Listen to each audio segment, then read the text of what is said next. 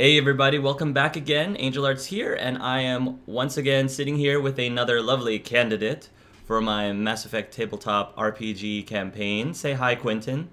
Hello. Quintin here is joining us, and we're gonna just sit down with him and see if we can get to know him a little bit better. What exactly is it about the Mass Effect universe or sci-fi in general that interests you?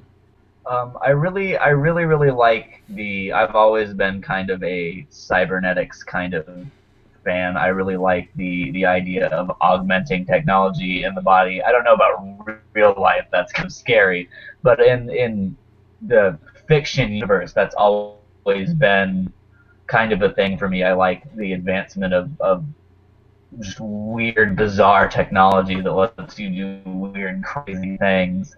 That's always been awesome. That really well with the Omni tool and the biotic implants. What is it about tabletop gaming or role playing that interests you? I really enjoy as far as video games go. I mostly like to play story driven games and things that challenge your imagination and creativity. And there really isn't any games out there that lets you play with friends like that. There are a lot of story-driven RPGs that have those multiplayer elements, but it's usually just beat up the enemy. There's no story there at all. And with tabletop, you get that fun. There is combat, there is that aspect, but there's also things that challenge your individual creativity, and you get to be these immersive characters together, and that's really fun. Quentin, why do you believe that you would be a good fit for my DMing style? Like I said, I really enjoy story-driven elements. I do like combat in RPGs. Sure, I mean it's an aspect in pretty much every RPG, but it's not really the main thing, and it's kind of the most immersion-breaking thing in most RPGs, tabletop RPGs, just because that's the most like, all right, let me break character and look at these rules and see how many dice I need to roll and blah blah blah. It's the longest amount of time that you spend out of character in a game is combat. So I really enjoy just the epic storylines that you weave, and it's just I've always wanted to be a part of that as somebody who tries to write creative things and is semi-successful. So I really enjoy. Uh, I'm enjoying your Dragon Age campaign, and I really like the way that you weave a story together. It's just really spectacular. Quentin, what do you believe makes you a good person to play with?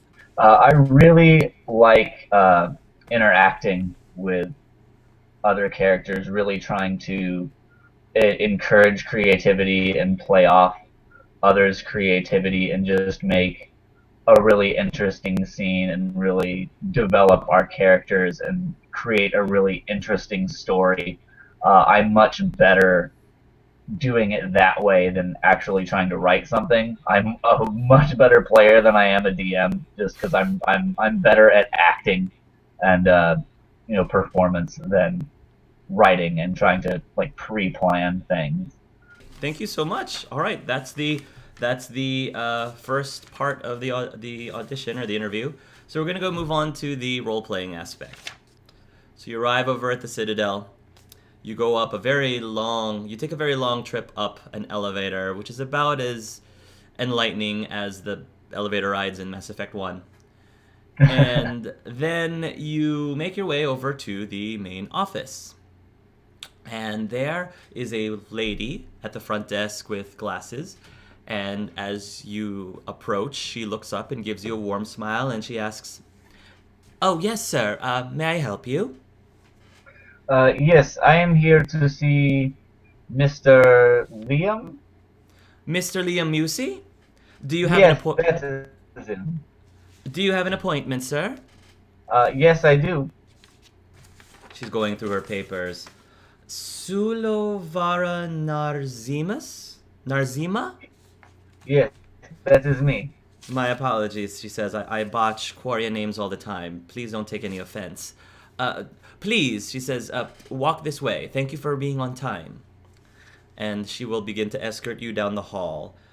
Quintin, could you please, for the viewers, give a physical description of your character, including your race, which I already gave away, but just give it anyway.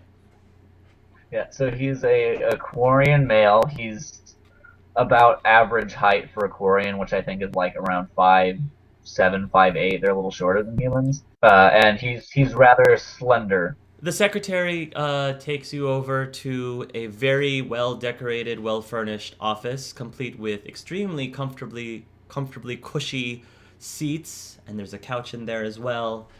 The other thing that you notice as you enter through the air filters of your mask is the slight scent of lavender. Seated at the main desk of the office is a very well-dressed gentleman in a bright orange pinstripe suit. His hair is slicked back, and he looks up in your direction and flashes you an extremely perfect and wide smile.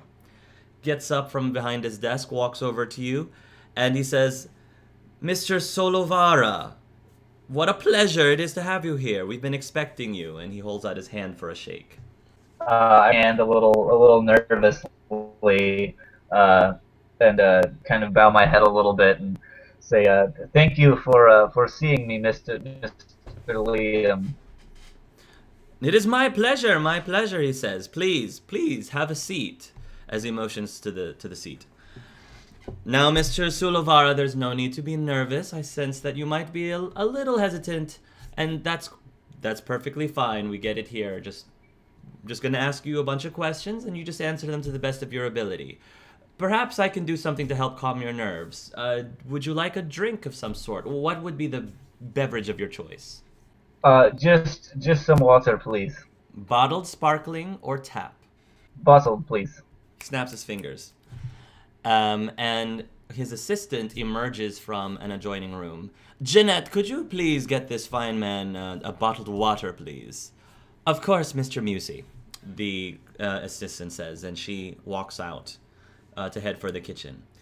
"All right, Mr. Sulovara, let's get down to business, shall we? I understand, according to your resume, that you are currently on pilgrimage." That is correct, yes. May I ask, what exactly are you hoping specifically to bring back to your people once your pilgrimage is over? I'm hoping to find something that will further the advancement of our technology and the fight against the Geth. I see. And what currently are you doing to discover that? Well, I'm hoping to gain a position on one of your ships that could take me all over the galaxy to maybe find forgotten places, forgotten things. Being from the migrant fleet, I do not have much experience outside of quarian politics and quarian vessels, so it would be great to learn about both of these things. Being rather technically savvy, learning about new ships and new systems is always a benefit. What do you believe you can contribute personally to this crew and its ship? Well, as I have mentioned, I am rather technically savvy. I can provide expertise on many different navigation systems, engine systems, weapon systems, anything technical, I'm your man. You've said you have experience on all of those different systems. Would you say that you specialize in one in particular, or you're more of a generalist? I specialize in particular with electronical armor systems. Armor systems. Ah. Heads-up displays, calculations, aiming, accuracy, omni-tool implementations. What is it that exactly led you to that specific focus? Why is it that specific area in technology, especially when it comes to ships, why does that interest you the most? Well, my kid sister was always fascinated by omni-tools. She is a developing tech head as well, but she Oh. just loved the Omni tool and thought it was just the coolest thing.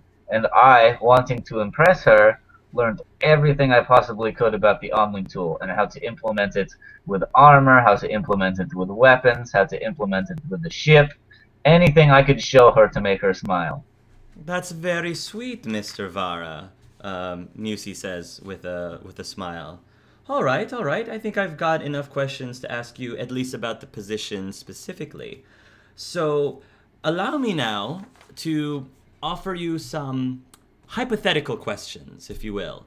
Let us say that you indeed are chosen to become a member of this crew. And let us say that at some point during your travels, your ship ends up crash landing onto a foreign planet of which nobody in the crew is particularly familiar with. The ship is in great need of repair, and you believe that you would be able to aid in getting the ship back up into the skies. However, you are in great need of some extra supplies in order to do so. So you and the captain and several of your crew members with armed crew members, will go off out into the wilderness. During this time, you are attacked by a group of bandits. The bandits consist of a dozen Vorcha, let's say half with pistols, half with assault rifles. One massive berserking Krogan with a shotgun, one Asari, whom, as far as you can tell, is completely unarmed, and just off to the corner of your eye, you notice a small red dot hovering on the forehead of your captain. What do you do, Mr. Vara? I would attempt to locate what I assume is a sniper and try to overload his weapon with my Omni tool. All right. Let's say then that you are somehow able to, perhaps you have some sort of ocular device that you've come up with. I'm assuming that might be something that you may have on you. And you're able to pinpoint a location up some tree, a Batarian sniper. Let's say that you are able to successfully incapacitate his ability to fire at your captain. However, in doing so, it ends up alerting the rest of the bandits, and then a fight ensues. Now that the sniper currently appears to be incapacitated, or at least out of the fight for now, who do you focus on at the beginning of the fight? That is a tricky question. The Asari, uh, appearingly unarmed, could be a major threat with biotics. I am not very experienced with biotics. No one I know uses biotics. Many quarian do not. So that being an unknown to me is a big threat. Okay. I think I would choose her over the berserking Krogan. Let's say that this particular Asari is indeed a biotic, and she's less about throwing barriers or those kind of things. More has skills in the ability to manipulate objects and throwing objects across the field. That, let's say, that is her expertise. What do you think would be your strategy in engaging such a biotic? I would try to manipulate the shield energy of my armor to protect me from thrown objects and others as well from thrown objects, Mm-hmm. and try to get a good angle on her to either hit her with a tech attack or to be able to shoot her and Okay. bring down her barriers if she has any. Let's say that your crew actually does manage, through great teamwork, you definitely was able to take out one of their key players, the sniper, and was also able to take advantage of attacking the Asari first. Let's say that you're able to overpower the bandits, and let's say that the bandits throw up their arms and surrender. If it were up to you and not the captain, what would you have happen next? I would have them explain what they are doing and why they are here. Let us say that these bandits were demanding credits from you, and they gave you the idea that in desperation they need these credits in order to survive due to whatever situation that they give you. The Asari attempts to give you some sort of explanation to that effect. What would you say at that point, or what would you do at that point? I would apologize to them. We are in a unfortunate situation ourselves, having crash landed. If they could perhaps help us find what we need to get our ship back up in the sky, we could perhaps help them out with credits in exchange. So you would be leaning more towards trusting the story that they give you. More or less, I would have to gauge the situation, but if they seemed genuine All right? and helped us, goods in exchange for services rendered. Let me move on to the second scenario. You are the eyewitness to a crime. You witness a man who has robbed a bank. But instead of keeping the money, this man instead donates it to a poor orphanage that can now afford to feed, clothe, and care for its children. So you are fully aware of who committed the crime. If you were to go to the authorities with the information, there's a very good chance that the money will all be returned back to the bank, leaving a lot of the children in need. What do you do, Mr. Vara? That is tricky. Well, I suppose I would first attempt to hack in and see where exactly the funds were taken from. Okay. Based on that, what exactly are you specifically looking for? I guess can you give me an example of if you found this, you would do this, but if you found that, you would do something else. Give me like an example. If the money was taken from just everyday people just trying to live, I would inform the authorities and try to get their money back. But if the money was taken from big corporations with golden toilets that don't need it, I would attempt to cover up the path of this man if he made any mistakes, so that the money could stay with the children. I must say, Mr. Vara, I've asked that question a number of times this past week, and you are the very first person who gave me that unique answer. All right, then. I have one more question for you, Mr. Vara. That question is red, blue, or green? I think I will have to go with blue. It is my kid sister's favorite color. Oh, that's so sweet, Mr. Vara. All right, I will take that as an answer. If you would please look towards the camera over there. I would like, we are going to be recording this and we will send it directly to the captain and the crew of the ship. Please provide for us your final pitch as to why they should select you to be a member of their crew. I am a very loyal person. Growing up in an environment where everyone is integral to the health of the ship, to the health of everyone aboard the ship, and to the success of the particular mission, I am well versed in how to handle situations of long-term being in space away from civilization. Things can get tense. I am also a very skilled technician, more so than anyone else that you will probably run across. I could handle repairs with the ship, I could handle repairs with equipment, and also enhance these things greatly. I think that I am a very valuable asset to this mission, to this crew, and you would be making a great mistake if you chose somebody else.